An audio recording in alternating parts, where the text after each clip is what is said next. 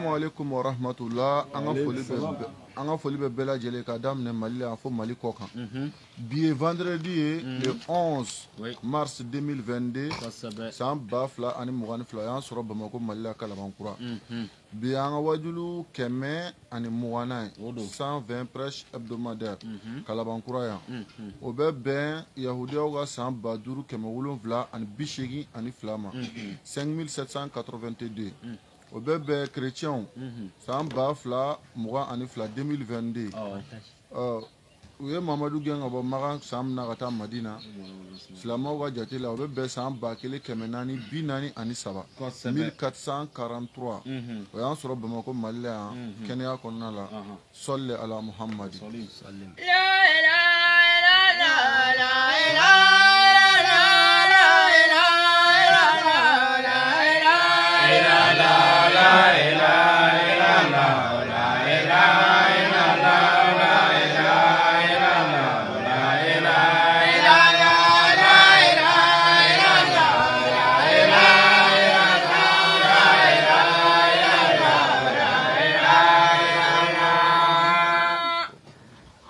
Alhamdulillahi rabbil alamin. Naam. An sigira tuguni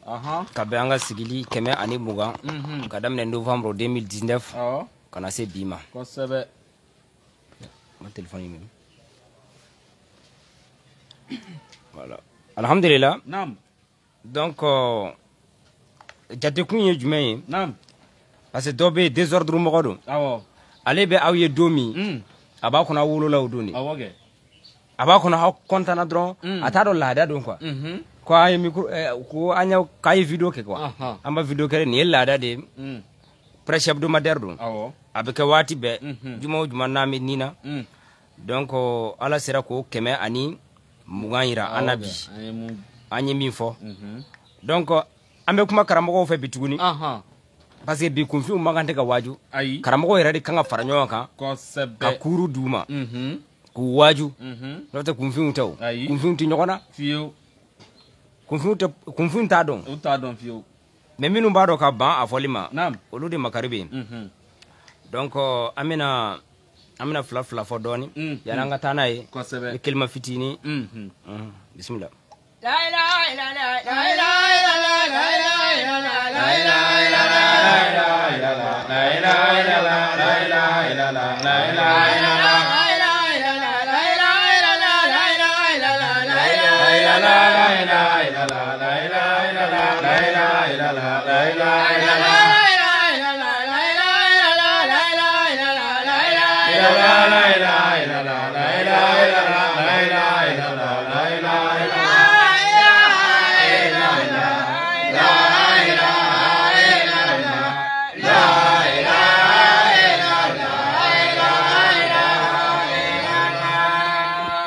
Amina kuma mun kan bi féminisme. Naam. An ye thème in ta waati min na o y'a sɔrɔ action dɔw bɛ yen olu kun ma kɛ semaine kɔnɔ parce que an ye thème ta fɔ semaine kɔnɔ yan fɛ bon tile dama dama kun b'an ni juma cɛ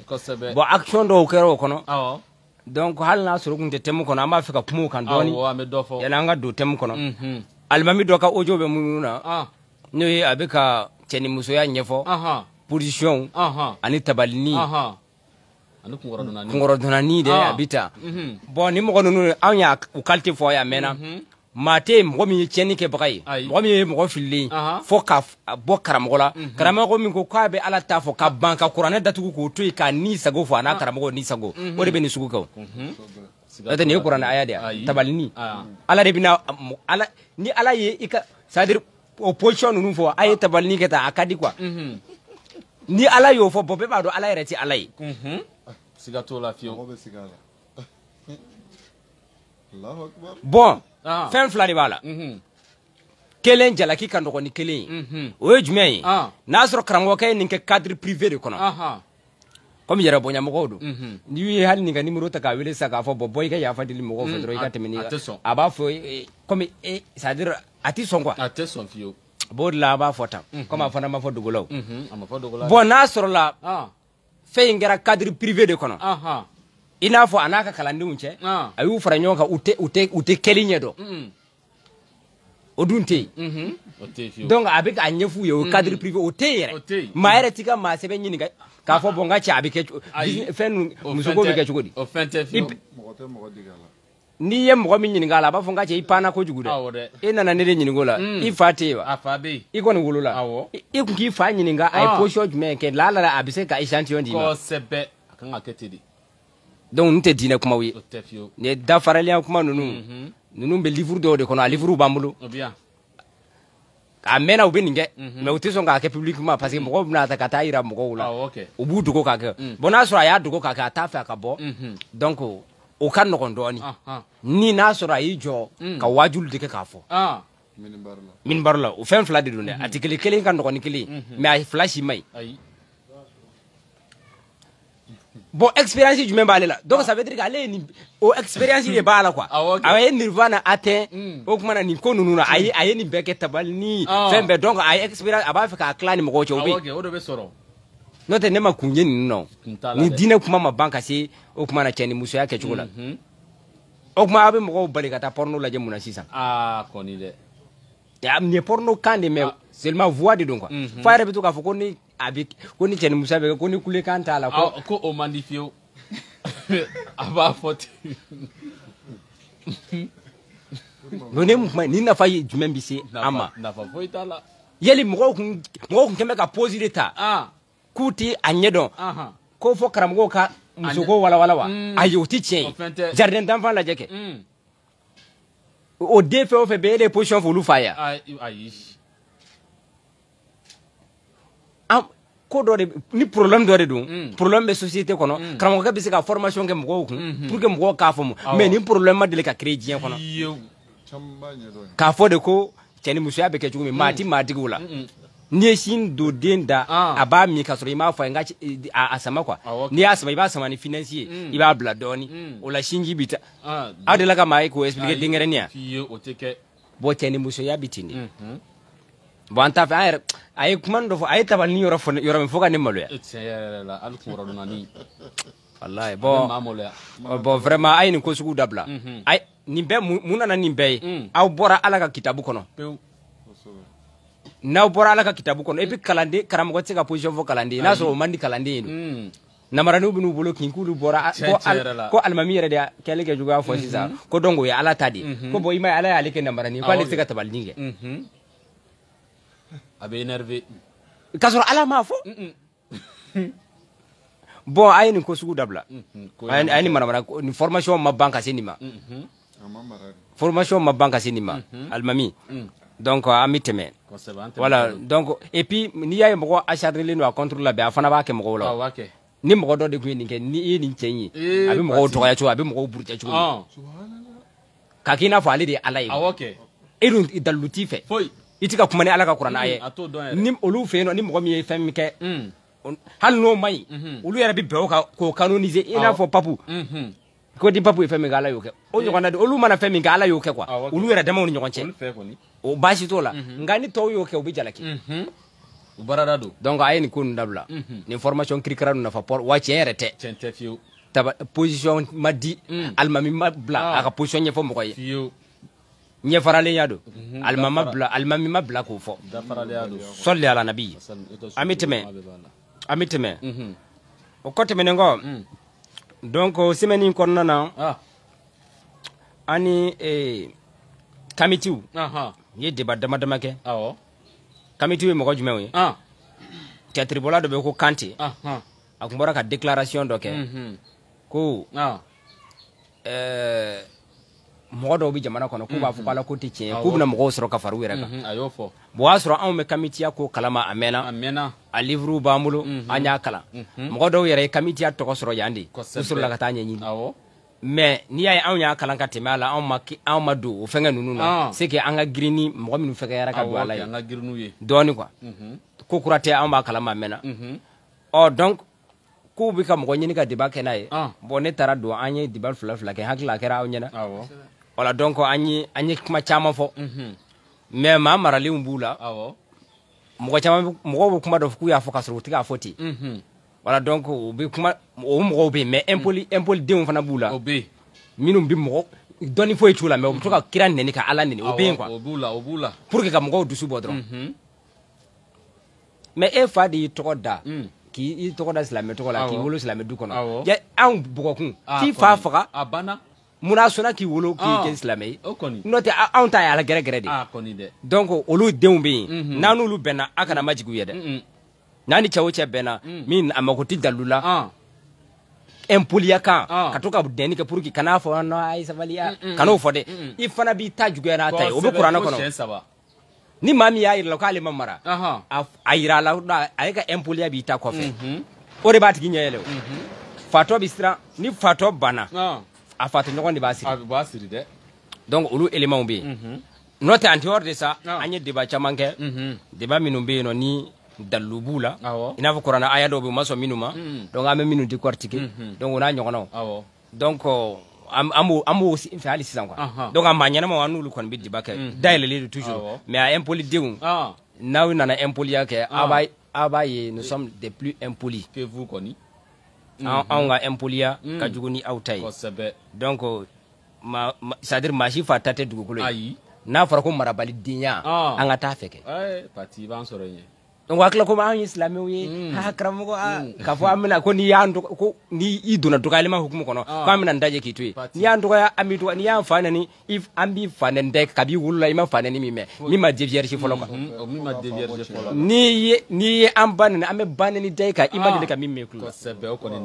donc o tɛ olu tɛ a kana hali sigi o la quoi i y'a faamuya donc o y'o yɔrɔ ye pour que n bɛ kankari parce que a dɔw ye kuma dɔw fɔ voilà bon olu taara o cadre kɔnɔ quoi donc dɔgɔyalima cadre ani attaque personnelle olu idée dɔw de bɛ yen an bɛ ka minnu défend personnalité e ye karisa ye walima e ye karisa ye an t'o la o idée dɔ de bɛ yen kamitiya ni silamɛya ni fɛnw an bɛ k'o kumaw de débatti voilà n'o tɛ n'a danna o impoli ninnu ma an bɛ débat kɛ n'u ye non non donc o y'o yɔrɔ bannen voilà mais on va continuer an ouvert le dialogue là toujours ka kuma o tɛ c'est-à-dire comité dɔrɔn de o ye diɲɛ maa bɛɛ ye nous sommes ouverts voilà donc o tɛ problème ye donc o débat bɛ sen fɛ an ye aya dɔw di bon an ye kuma dɔw fɔ ne ka kuma dɔ la ne y'a fɔ o débat nin kɔnɔ n ko n'a sɔrɔla comme u yɛrɛ bɛnna kan ko kuranɛ ma ɲi livre ɲɛnama tɛ ala ko tɛ tiɲɛ ye n'o sabatira bɛɛ donc u k'a kuma to yen u ka na n'u ka message ye n'u ka enseignement ye u ka kuranɛ to yen ne kɔni tigɛra fɛn o fɛn na ne b'a to yen ne tɛ dalu bɔ a kɔ n mago porte a la donc mais olu ma se ka ɲɛ kuranɛ kɔ parce que u ka kuma tɛ yen ni kuranɛ ko kuma tɛ min kɔnɔ a tɛ yen fiyewu a kuma t'u bolo voilà donc o la ne y'o f'u ye bon u ka mɔgɔ dɔw ɲɛ bɛ ka yɛlɛ u bɛ k'o faamu parce que muso dɔ donna surɔ o ko vraiment k'u k'a lajɛ u ka to ka kuma farafinya kan parce que u tɛ se ka foyi fɔ fo ka diinɛ lagosi n'o tɛ dalu foyi t'u fɛ a t'u bolo dɛ minnu ye débat ninnu participer u b'a dɔn n bɛ ka min fɔ u bɛ k'an suivre a débatw bɛ yen a enregistrelen b'an bolo fana i y'a faamuya ni kumana an b'a bila en marche donc dalu t'u fɛ et puis o mɔgɔ naani mɔgɔ saba bɛ se ka jɛ i kelen na quoi o bɛ tempoter u ni ɲɔgɔn bɛ to ka kira dɔgɔya pour que a ka digi e la quoi i ma deli ka kuma minnu mɛn kuma tɛ an ma deli ka min mɛn dɛ ala an ye mɔgɔ ye minnu bɛ ala bile an y'o ye a minnu bɛ ala bata sɛki la an y'o mɔgɔ ye an y'o ye kosɛbɛ a ɲinana k'a fɔ ba tɛ ala la a ɲinana o kɔ voilà donc e ka ko ninnu tɛ quoi donc an bɛ taa n'a ye on va continuer de fo n'a sɔrɔ débat jɔra n'o tɛ on va continuer Keita an b'o bila an bɛ taa muso film an ka thème na an bɛ nin bila yan inchallah comité ma sɛbɛn an b'u fo a minnu dayɛlɛlen don ka débat kɛ yan dalu ni dalu prévu ni prévu k'a fɔ ala tɛ yen n'i sera k'a jira an na ala ko tɛ tiɲɛ ye mamadu ko tɛ tiɲɛ kuranɛ ko tɛ tiɲɛ ye ka na ni dalu kɛnɛ an bɛ tugu i kɔ kɛ mais o de ma se ka na donc an bɛ tugu i kɔ mais o dalu de tɛ ka sɔrɔ n'o tɛ hali bi n'o dalu sɔrɔla n kelen tɛ dɛ n ye maa o maa don maa o maa ladon diinɛ ka faamuya o la n b'a fɔ fana bɔ a bɛɛ ka don a la mais dalu de ma sɔrɔ fɔlɔ dalu kɔni ma sɔrɔ k'an kɔ a bɛɛ Muhamadu neni walima jo bɛ alikaba kɔnɔ bon ok problème t'a la jo bɛ alikaba kɔnɔ ni jo bɛ o tuma na e b'a fɛ k'an bɔ jo wɛrɛ ko ka jo wɛrɛ bato an bɛɛ tɛ kelen sa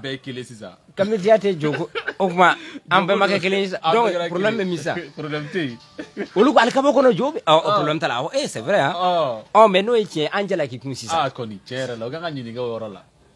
Afrika an wele kana jodo de ma panga am mo ka tasra lu me jode ba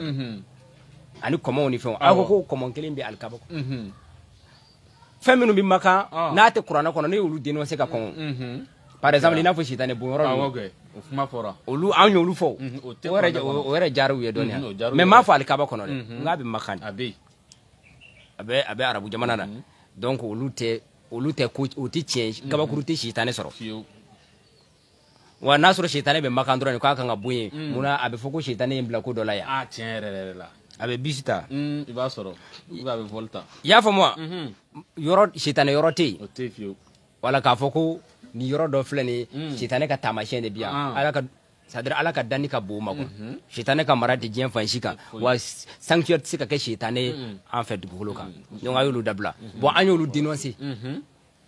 voilà mais oluko do ko alkaba yere kono ko jobe oluko arkima yodi daludun tala abona soro jodo hal nasoro weche alkaba yere jo anjala ki kunsa kamitu fe akoni kanga nyini ola ambe kelen sisa okay parce que kamiti yae fendo batol de minti alay on a san fana be ka fendo batol minti alay ola ambe te kelen ambe kelen en frère do la bon maso fana ma o ko yo jouer de moy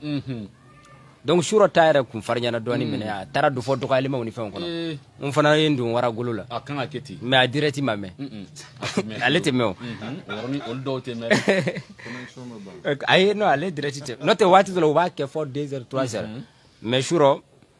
anya la maka doni kwa sebe abandon chuko min ka koro donc anya doni ko ne rebe burujali ke ne ko ne ka burujali bi auta kofe c'est-à-dire aw be burujali mi ne tabi tuko de la quoi wala nay minge mi doni nge quoi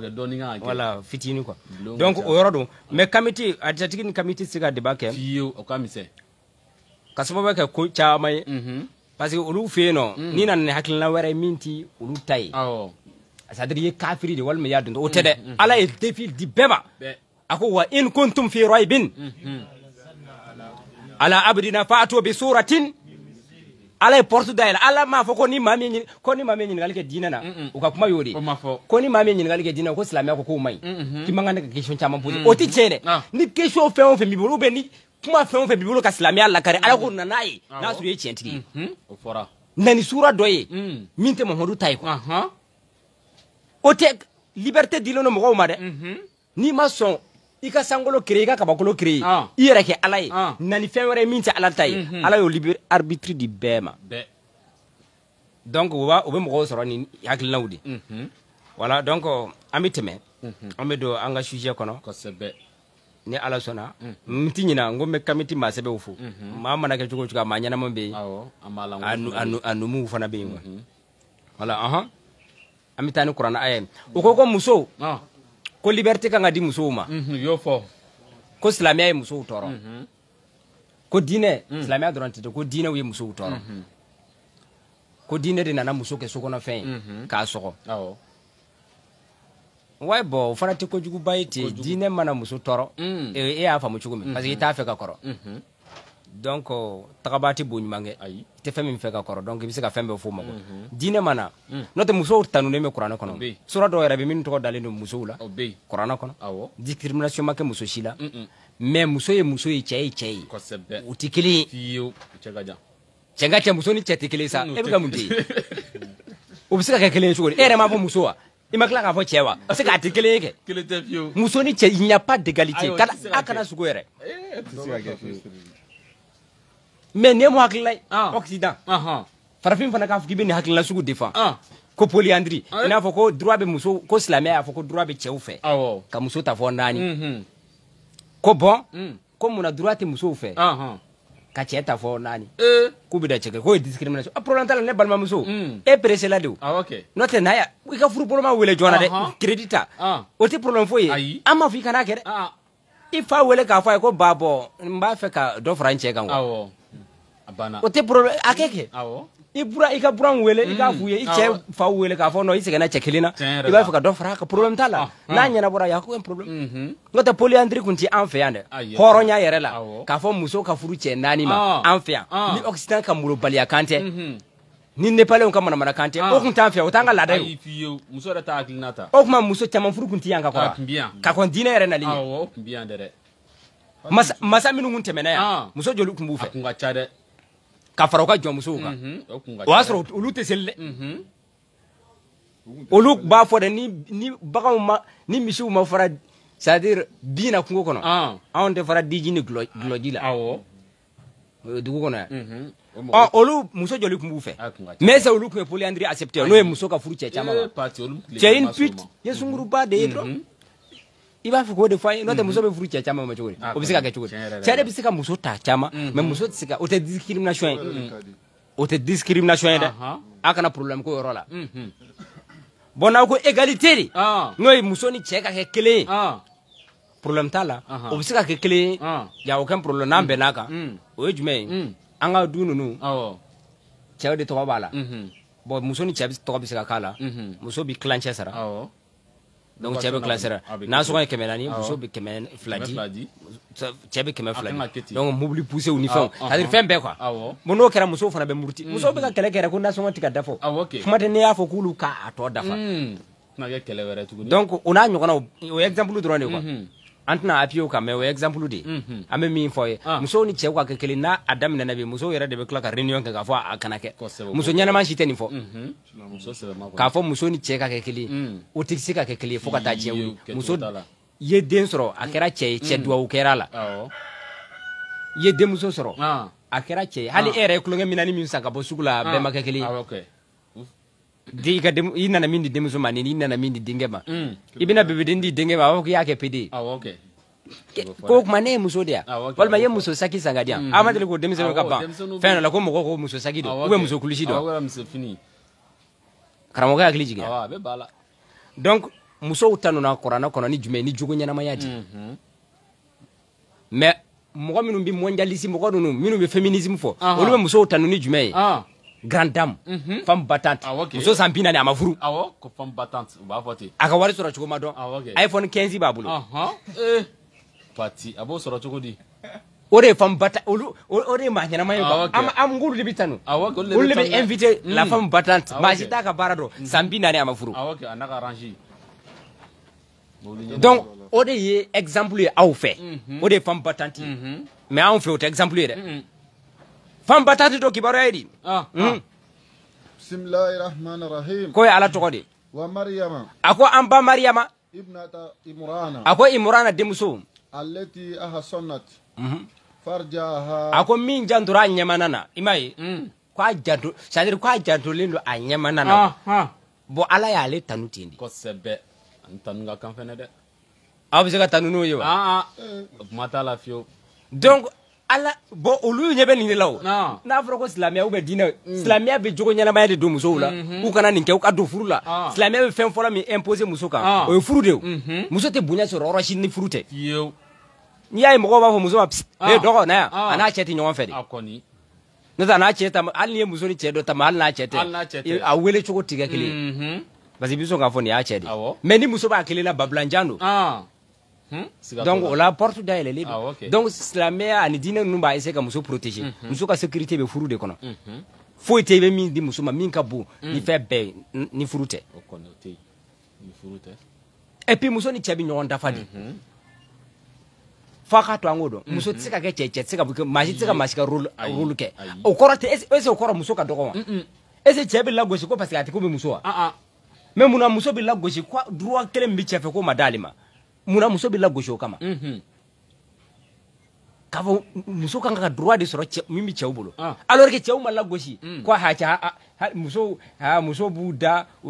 c'est-à-dire u tɛ taa wari ɲini anw de b'o kɛ an bɛ sɛgɛn est ce que a ye cɛ dɔ ye min b'o kɛlɛ kɛ wa k'a fɔ mɔgɔ bɛ sɛgɛn quoi k'a fɔ ko non mɔgɔ an bɛ bɔ 3 heures du matin an bɛ bɔ boulevard la ka non non non fo musow fana ka bɔ ka baara kɛ de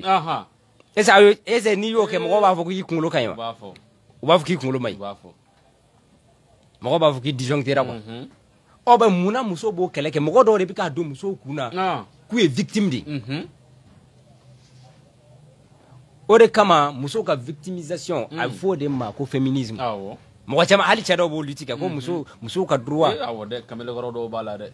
hali karamɔgɔ dɔw ani pasteur dɔw ka micro di muso ma u ka taa wajuli kɛ an taara Niger réunion dɔ la parce que kamiti de la ka fo ko ni mbora ko mina jien donc ko ko mandeli ka bok bongo ahani ala sona ay do ke ngase ka bo mali da vali chenkri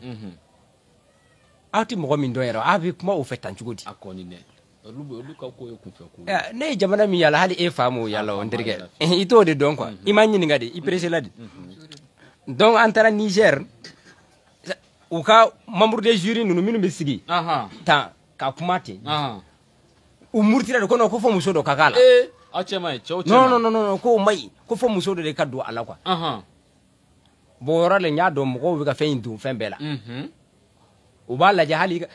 gouvernement jamana minu ba fa financement usoro o ba yira occident on de ka fo bo muso fana buka gouvernement ona liberté bu fi ka muso do gouvernement na muso mana do gouvernement na muso mana ka ministre congé de maternité be clé duruti ka me ka ba ka ministre ala ko régli nana na kono tati ta barakaro la fa ka double par procuration donc o kama poste do be no cew kanyala ni muso yi olu te problème ye olu korate muso ka dogon o korate muso ka dogon muso ni ceti kile est-ce o koro muso ka dogon ayi mais o korate muso ka dogon ceti muso tikile on nderge tikile fio chega ja e fani bati kile on no te do bunte do furu quoi o fente c'est-à-dire ala ka masacha horon diala kuma sugu do be horon ta fo to bu ka ko de nunu c'est des blancs ou nanga dambe o tikile hal na e dine bui jan horon muso kunteni fo ayi e o kunteni fo de ama fo ya bamana on ta fo ko horon muso ka tafe ko de bike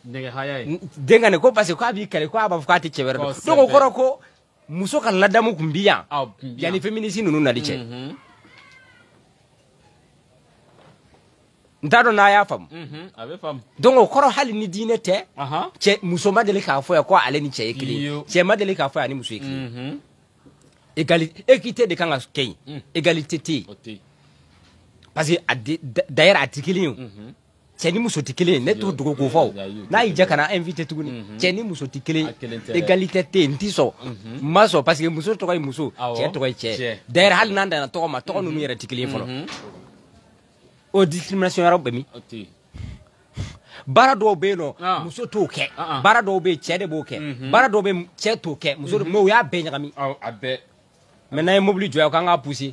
ibe muso comme awe che ayde anti chere na ayna ambe kelo ambe kele walma nyoboro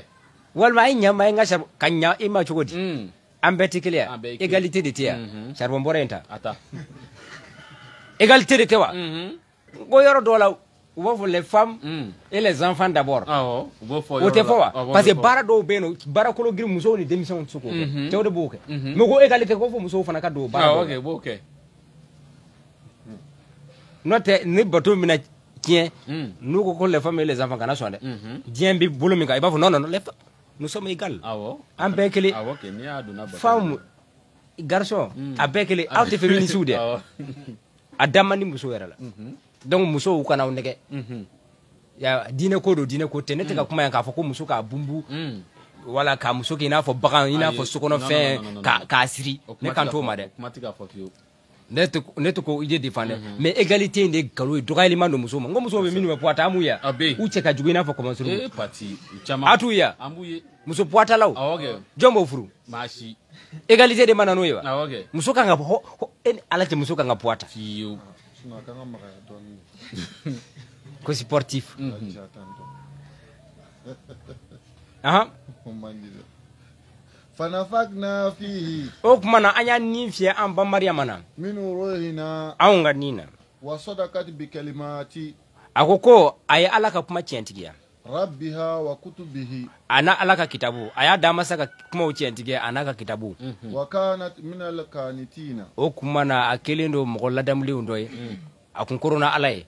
donc o kama muso badu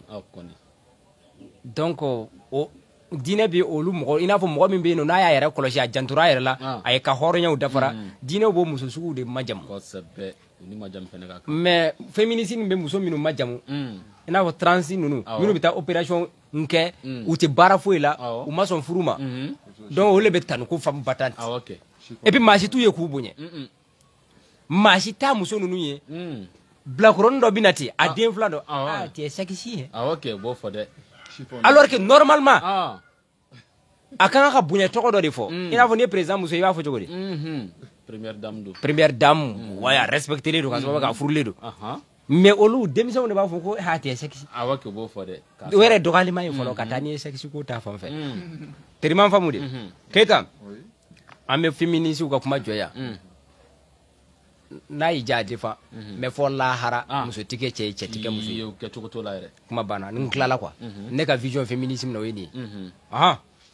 an bɛ taa sisan Et Marie, fille de Imran, qui garda sa virginité, nous lui avons insufflé de notre esprit. Elle déclara véridique les paroles de son Seigneur et ses livres. Elle était au nombre de ceux qui craignent Dieu. Sourate l'interdiction, 66e chapitre, verset 12. Merci. Ha ibe Qur'an sura binani ani duru la janata aya woro. O kuma na Qur'an min filɛ nin ye. N'a bi anw bolo ni dalilu bi maa o ma fɛ kana yira la ko kuranɛ ye nkalon ye nous sommes preneurs nana ye sira dilen do i ma ni dalilu bi cɛ o cɛ fɛ diɲɛ bɛɛ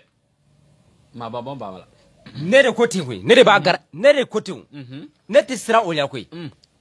ala de b'a fɔ awɔ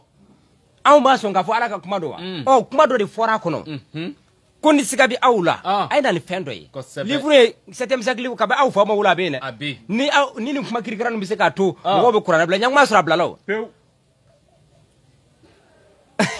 mɔgɔw bɛ minnu y'o ko ninnu kɛ ka tɛmɛ a mɛnna a histoire b'an bolo yan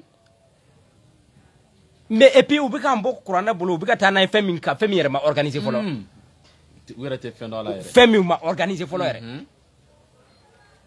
loi t'u fɛ u bɛ min kɛ o bɛɛ livre t'u fɛ u bɛ min kɛ o bɛɛ loi porte t'u fɛ dɔ bɛ nin fɔ dɔ b'a sɔsɔ ala kama sa Mango Park taamana an ka jamana kɔnɔ yan a ye min sɛbɛn a filɛ nin nin ye Angleterre mɔgɔ dɔ de ye minnu bɛ yaala ka yɔrɔw lajɛ a nana segu waati min o y'a sɔrɔla mɔzɔn de bi fanga na mais mɔzɔn jaraya fana ni mun ye jɔnmuso kelen ala de ko k'a k'o kɛ yan an b'a fɔ ko silamɛw de ye jɔnw créé wa ko silamɛ ma muso jate foyi ye mɔzɔn jara ye jɔnmuso di Mango Park ma a ka récit kɔnɔ a filɛ nin ye Mango Park ka taama yan jamana kɔnɔ yan an bɛ se ka yɔrɔ yɛrɛ kalan o y'a sɔrɔ karata ni segu bɛ kɛlɛ bunni na n'o ye karata Deise Kulubali ninnu ani jaralakaw segu fanga donc a taamana ka bɔ Gambi so ni sen na ka na fɔ an ka jamana kɔ a nana hali Bamakɔ yan Mango Park kalankɛlaw b'a dɔn n bɛ ka min fɔ ninnu t'a ka maanaw ye dɛ aw ka jelibaw bɛ taa fɔ ko dɔ ye siraju bɔgɔti o tɛ nin ye dɛ nin ye min kɛra a la a ye min sɛbɛn o filɛ nin tɔw tɛ nkalon tigɛ o sugu la dɛ pour que a kana mɔgɔ dɔ don fili la siraju bɔgɔti n bɛna yɔrɔnin lajɛ tan i bɛ se k'a kalan a yɔrɔ kalan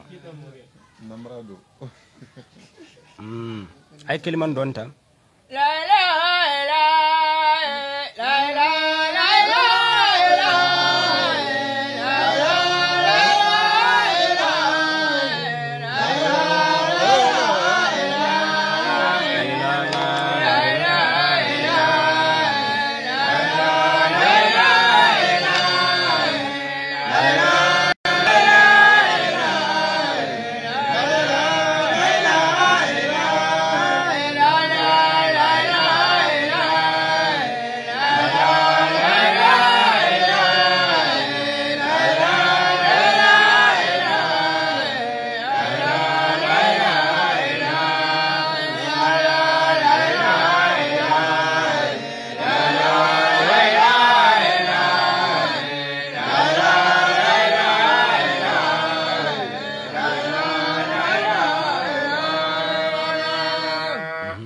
Mango Park ka kitabu kɔnɔ a ka taama fɔlɔ yan an ka farafin jamanaw kan o y'a sɔrɔ Deise Kulubali bi karata i y'a faamuya a livre tɔgɔ filɛ nin a kɛra dans année combien 1770 à 1805 ayi sanfɛ duguma yan en 1795 1796 et 1797 donc a y'o san dama dama taama min kɛ yan donc o de sɛbɛnnen filɛ o y'a sɔrɔ yan bunnen don an bɛ ɲɔgɔn faga la asro arabu côté ne ka fo ko silamɛ walma abitan o tɛdɛ nin tanga mana bolo ka kuma yɛrɛ ni min ta mana ya n'a ya sɛbɛn an ka mɔgɔw kun tɛ sɛbɛnni kɛ u kun tɛ français dɔw kun tɛ arabu dɔn ten 15e chapitre chapitre 15 Mongo Park se rend à Vassibou. Quoi tara Vassibou abi tɔgɔ ninnu sɛbɛn parce que a bɛ hali Kulubali sɛbɛn ni Kurubali de a tɛ se k'a sɛbɛn ka ɲɛ wa Il est joint par quelques cartons fugitifs qui l'accompagnent dans sa marche au travers o y'a sɔrɔ bamananduguw cira c'est à dire Kulubali ninnu ani jaralaka ani mɔnzɔn ninnu kɛlɛla donc fuladu ninnu ni fɛn ninnu bɛɛ ɲagaminen don donc mɔgɔw tun bɛ boli dɔw tun bɛ taama su fɛ donc dɔw bɛ bɔ yɔrɔ dɔ la ka taa kɛlɛ tɛ yɔrɔ min u bɛ taa yen quoi nin kɛra an fɛ yan silamɛya tɛ dɛ nin y'an yɛrɛ damaw ye ɲɔgɔn na Il découvre le Niger. a ye Niger ye Quelques détails sur Ségou. o ye kɔ de ye Niger kɔ donc o de la u b'a fɔ ko Mongo Park de c'est à dire Niger découvert n'o ye an ka baji in découvert kɛ quoi Quelques détails sur Ségou. a ko k'a ye détail dɔ di Ségou ma chapitre 15 kɔnɔ Capitale du Bambara. bamananw ka capitale Le roi Monson refuse de voir Mongo Park. a ko a tele mɔnzɔn jara fɛ yen nɔ o ma sɔn k'a reçoit nka o ye mun kɛ Mais il lui envoie un présent. Généreuse hospitalité de négresse. a ko o kuma na hɔrɔnya bolo kan o kuma na a ye kado dɔ ci a ma i ni négresse farafin muso dɔ jɔnmuso mɔnzɔn jara y'o ta k'a di tubabu dunan ma n bi jɔ yan fɔlɔ livre chapitre joli joli don a bɛɛ bɛ yan min na an ka mɔkɛw an b'a fɔ ko an ka segin an ka mɔkɛw ka taabolo la wa ani kuranna cɛ an bɛna comparaison kɛ an ka mɔkɛw ka taabolo bɛɛ kuma ɲi dɛ teriman famu de ka mɔgɔ ta k'a di kado ma dunan dɔ i t'a bɔ yɔrɔ dɔn bana sida b'a la wa sopisi b'a la wa mɔnzɔn jara an tɛmɛtɔ don a mɔnzɔn mɔdenw histoire tɛ hinɛ dɛ u barara don u b'a kɛ histoire tɛ hinɛ tariku tɛ hinɛ dɛ a tariku dafalen b'an bolo yan u n'a ɲɔgɔnna caman caman wa aw bɛ ka Égypte antique min fɔ aw bɛ Égypte antique ka sɛbɛnni aw kan ka kalan ka livre in kalan aw ka kitabu kalan o de la parce que o de y'a c'est à dire égyptiens ka sɛbɛnni aw man kan tɛ k'a kalan français la dɛ donc Ramsesiw ka waati Misira donc a filɛ a kitabuw bi yan donc les royaumes unis de Kama n'o ye Kamakaw kan ka fara ɲɔgɔn kan cogo a projet wu Raël ye min sɛbɛn o bɛɛ bi yan donc an labɛnnen de don fɔ n'aw yɛrɛ sɛgɛnna n'an fana sɛgɛnna don min n'o tɛ an bɛ ta ɲɔgɔn na voilà donc nin ye Mongo Park ye min fɔ ɔ nin ye arabu de ye nin kɛ yan silamɛ dɔ de ye nin kɛ yan mɔnzɔn mɔnzɔn ye jɔn den ye Ngolo Jara tɛ ou bien hakili la Bamugunji balimakɛ tɛ wa o de don kɛ Ngolo denw don Ngolo dun ye kuranna kalan a ye 7 ans de kɛ Tombouctou a ye kuranna kalan san 7 a bɛ se ka arabukan ni fɛn bɛɛ kalan ale fana taara farafin wɛrɛ nɔfɛ Burkina mara la ale fagara Burkina de donc u y'a su don misigolo kɔnɔ ka na n'a ye o ye Ngolo Jara sacogo ye a taara balima farafinw nɔfɛ aw b'a fɛ anw farafin ye min da ɲɔgɔn kan jɔn y'a da dɛ anw bɛ ɲɔgɔn falen a dugare la a preuve b'an fɛ mɔgɔ minnu tun b'a kɛ u tɔgɔ ye di u kun sigilen don dugu jumɛnw na o ye jɔn ni jɔn di Mongo Park selen dɛsɛ ninnu fɛ yen nɔ n'o ye Kulubali masasiw ka ɲɛmɔgɔ ye u y'a ye ko cɛ a bɛ komi i bɛna taa ni jɔn caman ye dɛ parce que o ye marché de ye quoi Samori Touré tun bi jɔnw minɛ yan kamalenkɔrɔw regroupe yan ka taa n'u ye Sierra Leone Liberia ka t'u feere anglais ma u bɛ marifaw d'a ma a bɛna ci farafinw na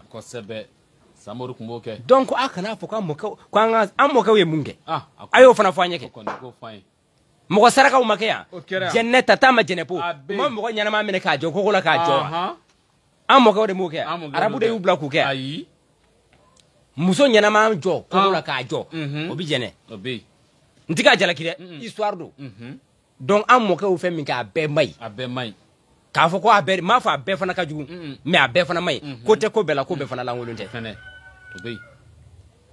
a kana siyaw ni fɛngɛw lajɛ ten arabuya ye siya de anw tɛ fo n ka san tɛ arabu defa n tɛ arabuya defa ne tɛ arabu ye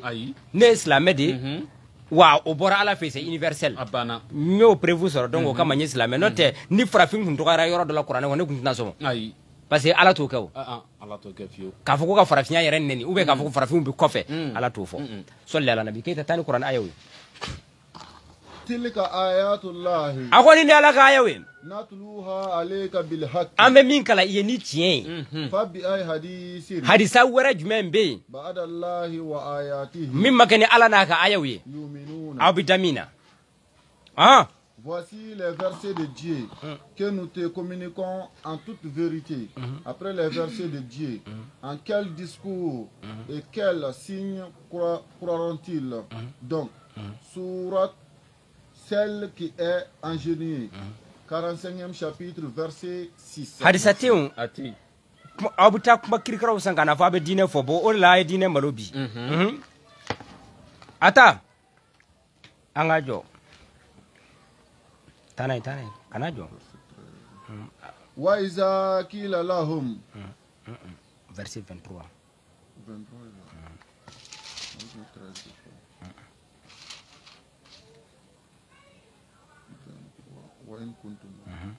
Wa in kuntum fi raibi ako aya do ina ko corona yace obo na sura sika yira ila sa ku ciendo mimma nanzalna anyi minjigi ala abdina anga jo mamaduka fatu bi suratin mislihi ayna ni sura do mime ko corona nyogo akana ni corona bede ay texte do sebe ka compare corona na wadihu shuhadakum aka aw shiru wili min dunillahi minti alay in kuntum sadiqin ni bi aw fe ni ne prévu ba mbo nyona sisa ayna ni fin doy mimi sika corona remplacer ni jien ba juger na kain kateme corona ka ayna no c'est tout dine ko la ani ala ka ko la donc taw fe donc basi taw bulu tout bulu fe mo dum tekele basi be mo mina ani basi te mo mina ya fu si vous êtes dans les doutes au sujet de ce que nous avons révélé à notre serviteur, apportez-nous une sourate semblable à ceci. Appelez vos témoins, autre que Dieu, si vous êtes véridique. Sourate la vache, 2e chapitre, verset 23. Oh, Allah imba fo ka fo ni question posée à l'école ko o maya. Ko ni question ko karamogo ya fo ko ni question posée dina kono ko o mayin ko sobe. Ko ni tura ka question posée ko jugo ko o mayin. O ti che yo me karamogo dida. Imo me ala na. Karamogo ti ala yo. Ayi. Karamogo ti ala ire karamogo naye karamogo la jaw bi kafiriya karamogo tika ala ka barake ni be kafiri yere ni be ala jugu sulantre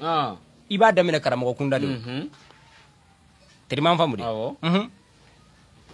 la yatihi al-batilu ako batarati qur'ana kono min bayni yadayhi ako khata anyefe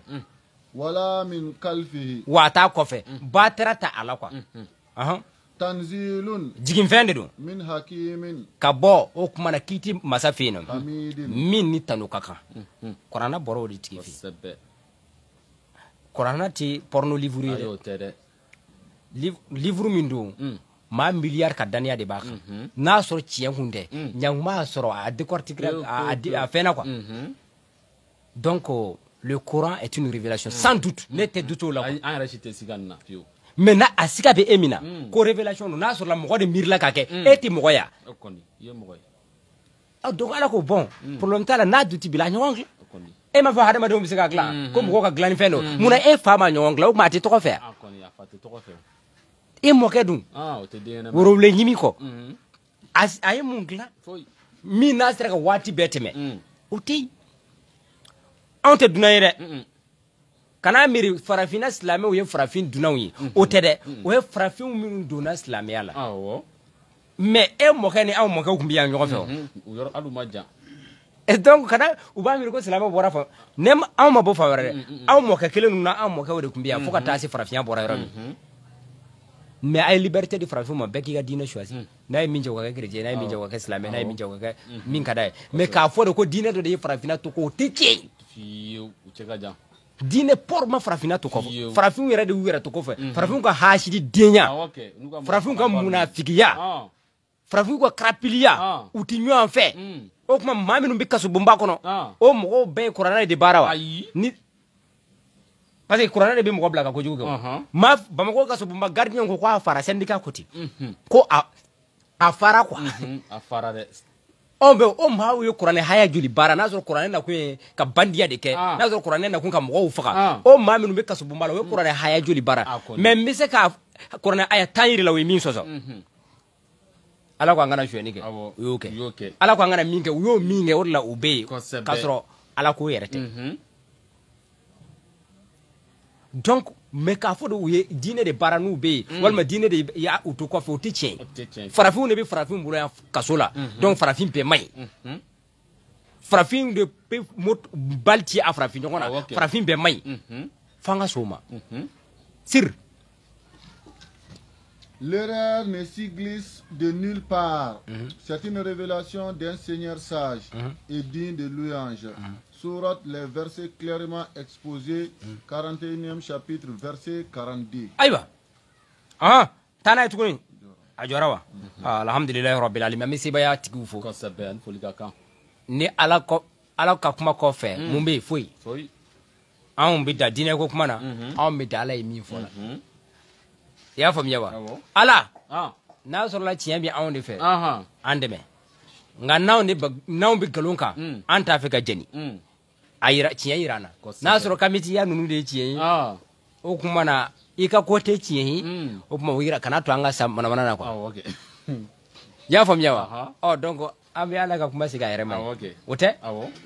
donc n b'a dɔn kɔni maa min bi siran o tɛ nin fɔ dɛ ayi o tɛ nin fɔ dɛ ni sira wɛrɛ n'a sɔrɔ anw bɛ ka min kɛ nin ko tiɲɛ tɛ ala kana an faga a la fiyewu n bɛ profiter la n bɛ question dɔ jaabi o ye jumɛn ye n balimakɛ dɔ a ŋaniya ka ɲi ale ko ko kalanden minnu bɛ ne kɛrɛfɛ i n'a fɔ kalanden denmisɛnnin minnu bɛ san ko n ka n'u to n kɛrɛfɛ ten quoi ko n ka baara ɲini ka d'u ma quoi ko n k'u dege métier la quoi n ko ni ala sɔnna bon n b'a fɛ k'a jaabi pour que bɛɛ k'a dɔn a siga bɛ maa o maa na de 1 kalanden tɛ ne balo de 2 cotisation tɛ ne fɛ yan de 3 n natalen tɛ ne tɛ o karamɔgɔ sugu ye dɛ o y'o yɔrɔ ye filanan alhamdulilayi kalanden tɛ ne fɛ yan min tɛ baara la ou bien min tɛ baara dɔ la de 1 fantanya m'anw bila wajuli la misikinaya tɛ k'a fɔ kɔngɔ de y'an tɔɔrɔ o karamɔgɔw bɛ yen anw tɛ dɛ ayi o tɛ dɛ a n'o cɛ ka jan Adama Watara e ka baara ye jumɛn ye ne entrepreneur ye ayi entreprise b'a bolo ale bɛ sojɔw ni fɛnw de kɛ kosɛbɛ karamɔgɔ minnu bɛ yen ni baara t'u la o tɛ anw ye dɛ Bakari Keita n'u b'a fɔ a ma ko Bina ale ye commerçant ye c'est-à-dire o bɛ a ka commerce kɛ yɔrɔ bi sugu la voilà bitigi den 16 ninnu ɲɔgɔn bi sɔrɔ quoi kosɛbɛ i y'a faamu bon étudiant minnu bɛ yan nɔ minnu bɛ licence la i n'a fɔ école siraw kan olu dɔw bɛ na seli yan fɛ voilà donc ani docteur bɛ minnu fɛ olu dɔw bɛ na seli anw ka but tɛ ka balo diinɛ kɔnɔ n'an bɛna balo diinɛ de la ka to ka diinɛ exploiter ka balo ka yatimɛdenw exploiter ka mɔgɔw exploiter ka kalandenw exploiter ala k'an faga yan n'o don cɛ ami pian ne association dɔ bɛ yen ko action jeune Burem ne u ye ne yɛrɛ k'o consultant ye ko ni question minnu b'u diinɛ la u b'a jaabi parce que u nana yan n'u ka projet ma sɔrɔ min karamɔgɔw la quoi ne de ko wayi u bɛ ka min fɔ tiɲɛ don parce que karamɔgɔ dɔw bɛ geribudenw exploiter karamɔgɔ ninnu bi denmisɛnw u tɛ hinɛ u la quoi u b'u exploiter k'u bila sotaramaw ni ɲɔgɔn cɛ anw de bɔra ka taa kuma ne ka ORTM ka don ORTM yɛrɛ kɔnɔ ka taa émission kɛ a sɔrɔ n'o de fɛ n y'a fɔ ORTM Mali télévision ba karamɔgɔ tɛ yen min bɛ se k'a sɔsɔ Mali karamɔgɔ bɛɛ a sunna karamɔgɔ fara siya karamɔgɔ ne bɛ ka min fɔ sɔcogo tɛ a la quoi i b'i da de k'a to yen de a bɛ taa de i tɛ se ka jɔ an ye o i tɛ ne dɔn donc fɛn min ka jugu o ye discrétion de donc o bɛna ɲininkali kɛ bɛ balo cogo di bon ça c'est minable o ye privé kow ye quoi tellement faamu de nka n kɔni tɛ kojugu kɛ n tɛ mɔgɔ faga n tɛ kojugu kɛ ka balo n kɔni n b'o de dɔn donc n bɛ dan yen mais fɛn min ye nin de sɔrɔ kalo la walima 600 n t'o f'i ye dɛ faut te lever to walayi n t'o f'i ye parce que ne m'i ɲininka i ta la o n'i yɛrɛ ye enquête kɛ n'i ye min sɔrɔ o y'i ta ye to n'o ye quoi o bɛ taa sɔrɔ o y'a dɔ ye i n'a fɔ sisan peut-être n'i taara papier dɔ tɔmɔ k'a jira ko n ye fɛn dɔ ko wala prévu sɔrɔla bon a se ka mɔgɔw de bɛ wari ci a ma o y'a dɔ ye o y'a dɔ ye quoi wala mais o t'a bɛɛ ye n ka wari sɔrɔ cogo ka ca mais n tɛ drogue affaire kɛ n tɛ kojugu kɛ n tɛ mɔgɔ faga wala bon anw b'a fɛ kalanden bɛɛ ka kɛ libre arbitre ka kɛ bɛɛ bolo n'an bɛ ala ko baaraw de la an ka ɲɔgɔn ye ni ala ko baara banna bɛɛ c'est à dire bɛɛ k'i ka ci kɛ quoi anw ti kalandenw exploiter wa anw tɛ ci bila Asimi ma anw ka mako porte gouvernement ka dɛmɛ na an mako foyi t'o la ani diinɛ ministre ye ɲɔgɔn ye siɲɛ kelen a ye taa ɲininka n'a sɔrɔ an y'a deli wari la a tɛ sɔn k'o fɔ yɛrɛ awɔ Mali diinɛ ministre min bɛ yen sisan dɛ an n'a ye ɲɔgɔn ye siɲɛ kelen ni balimakɛ bɛ ɲɔgɔn fɛ Watara an taara ka bureau la mais a ye taa ɲininka n'a sɔrɔ la an y'a ɲininka cɛ essence sɔngɔ parce que an ka baarakɛla de don a bɛ an ka baara de la n'a a ye ko dɔ kɛ a ma ɲɛ an ka droit don an k'a wele bɔ an y'i bila ci min na a tɛ kɛ tan a bɛ kɛ tan anw tɛ ɲaga ministre la voilà comme sunkalo surunyana Asimi bɔ tafsiri de ka gɛlɛ an ma donc sunkalo tafsiri 1,10 ayi dɛ wa président k'u cogo dɔn dɛ n'u y'a kɛ an bɛna to ka muruti ka to ka karamɔgɔ dama dama ta ka 1,10 di dɔw ma ko sunkalo tafsiri gansan a kɛlen de bɛ tafsiri kɛ wa 1,10 ka ca dɛ a ka ca dɛ a bɛ maa caman bɔ karamɔgɔ ka hakili jiginna donc o la normalement dɔɔni kan ka d'an fana ma parce que a bɛ ka kuranɛ kelen min kalan an bɛ k'o de kalan de quel droit 1,10 bɛ taa di karamɔgɔ ko a bɛna sunkalo tafsiri kɛ jɔn y'a bila k'a kɛ a b'a kɛ État de ye non ne ye nin kuma mɛn don min a ye n jigi latigɛ u bɛ aw de kɛlen bɛ ka discrimination don karamɔgɔw ni ɲɔgɔn cɛ aw bɛ dɔw fisaya ni dɔw ye a bɛ waribaw di dɔw ma a bɛ dɔw to yen o ye wajibi de ye kɛ karamɔgɔw ka don politikiw la u ka régime défend ça c'est obligatoire parce que aw politiciens yɛrɛ don b'u cɛ la a bɛ taa 1,100,000 di dɔw ma a bɛ tila k'a fɔ k'u y'a ka gulokiw fara cɛ 1,100,000 fana tɛ manamana fɛn cɛ wala hali ni i fagara u nɔfɛ kana mɛ i ka guloki dɔrɔn de fara la donc kana na caman fɔ quoi donc faama ninnu de kɛmɛ ka karamɔgɔ yɛrɛ damaw bila ɲɔgɔn na o b'u kun kari ɲɔgɔn na o b'u exploiter k'u divergence k'u ni ɲɔgɔn ka 1,10 di karamɔgɔ kɛmɛ k'a bɛna sunkalo tafsiri kɛ bon ɲinan sunkalo tafsiri bɛna kɛ an sigilen don k'a la ni jamana ye mɔgɔ min fa ta ye o bɛna fɔ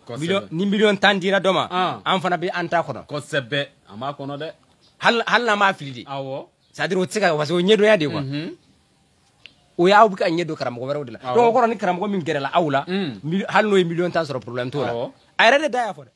sɔli ala nabi an bɛ bi ta parce que u kana fɔ ko u kana yɔrɔ tigɛ k'a fɔ an mago bɛ financement na an mago tɛ maa ka financement na mɔgɔ min ni i ka wari de bɛ anw don da la ni a b'i bolo yen ɲama a to yen quoi s'il te plaît taa di i ba ma lala ina duwawu sɔrɔ ne ye karamɔgɔ gansan de ye n bɛ ten kana di yan quoi voilà anw tɛ o mɔgɔ ye wa cotisation tɛ yan k'a fɔ a n'i nana a bɛ cotisation tɛ yan hali zawiya min an b'a kɔnɔ tan n'o ye seli yɔrɔ min an b'a kɔnɔ tɔli yiriw a fɛn ko donc an ko de ni mɔgɔ min bɛ se ka na ni tɔli ye o ka na ni min bɛ se ka na ni yiri ye o ka na a turu donc o la misiri kɛlɛtigɛ misiri kɛsu nɔfɛ wari nɔfɛ kɛlɛtigɛ trésorier ko ta yan k'a fɔ dɔ de bɛ wari minɛ k'a garder mɔgɔ wari bɔn komi n ka nasɔngɔ kun banna bɔn n ye trésor wari ta k'a dɔn a di ne a bɛ se ka bila ɲɔgɔn na ten dɛ a silamɛ tɔn fɛn o fɛn ye mankan sɔrɔ o bɛɛ ye mankan sɔrɔ wariko de kama silamɛ tɔn ba fɛn o fɛn bɛ Mali la o bɛɛ deli la ka mankan kɛ kɛsuko la c'est à dire dɔ de b'a bolo fila kari kɛsu kɔnɔ o ti bɛn tɔw ma o bɛ mankan kɛ ala ko bɛ banko in na n'o tɛ k'a fɔ wari man ɲi wari ka ɲi mais anw tɛ ka diinɛ in kɛ wari kama s'il te plaît ala ko cidenw ka ci fɔ u kana sara ɲini donc kana miiri k'an bɛ ka avenir ɲini wari in kɔnɔ c'est à dire fɛngɛ in kɔnɔ ou bien an bɛ k'an ka vie de jɔ n'a ye o tɛ dɛ ça c'est temporaire a bɛ se ka kɛ don dɔ dugujɛ an bɛ wuli dɔrɔn an b'a fɔ c'est à dire a ka ɲi wa an ka wajulu yɛrɛ jɔ parce que an ka libre mɔgɔ tɛ k'an bila la nka e min bɛ ka financer n'i ma lettre bila ka taa mɔgɔ minnu bɛ ka wari d'i ma ko bon i b'a fɛ ka wajulu min kɛ n'i m'o kɛ bɛɛ o bɛ financement tigɛ kɔngɔ b'i faga mais anw bɛ se ka wajulu kɛ heure min y'an diya n'a y'an diya fana an t'a kɛ mɔgɔ t'an jalaki parce que an b'an yɛrɛ de bolo voilà donc o ye jaabi dɔ ye mɔgɔ minnu bɛ k'an ka baara kɛcogo ɲini ani frères bɛ se ka don baara la cogo min y a pas de problème bon kalanden yɛrɛ tɛ n fɛ yan min bɛ san 15 dugu ma fo n'a kɛra kalandenw yɛrɛ denw ye parce que des générations de bi yan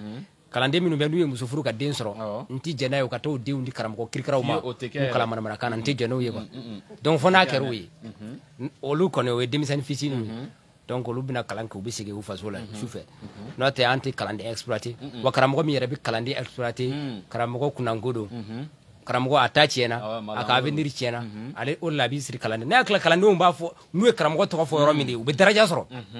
mais karamɔgɔ man kan tɛ ka gulon kalandenw na ko kalandenw k'e balo o tɛ waso ko yɛrɛ ye haram o tɛ bɛn o ka to ka gulon kalandenw na e bɛ se ka tiɲɛ f'ulu ye ou de ou projet dɔ ta ka bɛn a kan dɔrɔn ka na fɔ e karamɔgɔ i bɛ ka min kɛ a ma ɲi dɛ e bi miiri nata in na ko ni nana kuma cogo dɔ n ka kalandenw ou bien ka to ka kalanden dɔw tanu parce que olu bɛ wari di e ma ka dɔw tɛ a bɛna ni mankan de ye donc o kama wariko ninnu fanga ka dɔgɔ an fɛ yan an fɛ yan wariko fanga ka dɔgɔ kosɛbɛ et puis avenir ko ni fɛnkɛ ninnu ça c'est personnel olu bɛɛ n'a ka kungo don sɔli ala nabi n b'a dɔn n y'a walawala kɔni ou bien n k'a détail dɔɔni ah ok n'o tɛ ni fila kɔni tɛ hakili la n y'a walawala et puis n b'a fɛ ka sanni kan quoi k'a fɔ n bɛna idée changer don dɔ an bɛna kɛsu baaraba dɔ ɲini karamɔgɔkɛ an b'i kɔfɛ i ni ka nafolo ka to ka wari di ne ma ne tɛ ala deli o la ko ala k'an kisi o ma kira m'o kɛ o a y'a fɔ ma cidenw m'o kɛ cidenw ye sira dɔw de yira mɔgɔw la donc u yɛrɛ bɛ balo cogo min ala y'o yir'u la donc sɔli ala nabi ani yɔrɔnin kelen pour que n kana porte datugu n yɛrɛ ɲɛ n'a sɔrɔ n'i bɛna wari de di yan n tɛ ninnu f'i ye dɛ k'an miiri ko ne bɛna wari di k'an b'i nɛni parce que dɔ delila k'a fɔ dɔ de la ka taa an ka numéro ɲini dɔ bolo o ko n'a kana wele ko n'u y'u wele k'u bɛ to ka téléphone la o tɛ tiɲɛ dɛ k'a fɔ ko n'i y'an wele k'i bɛna wari di k'an bɛna fɔ he anw ma ye a diba an t'o fɔ dɛ wala mais nin ye global de ka a ɲɛfɔ bɛɛ ye bɛɛ k'a faamu wala n'o tɛ n'a i ye wari d'a ma k'a sɔrɔ an m'i deli o y'an ta de ye fana wala donc n'i ye wari d'a ma k'a sɔrɔ an m'i deli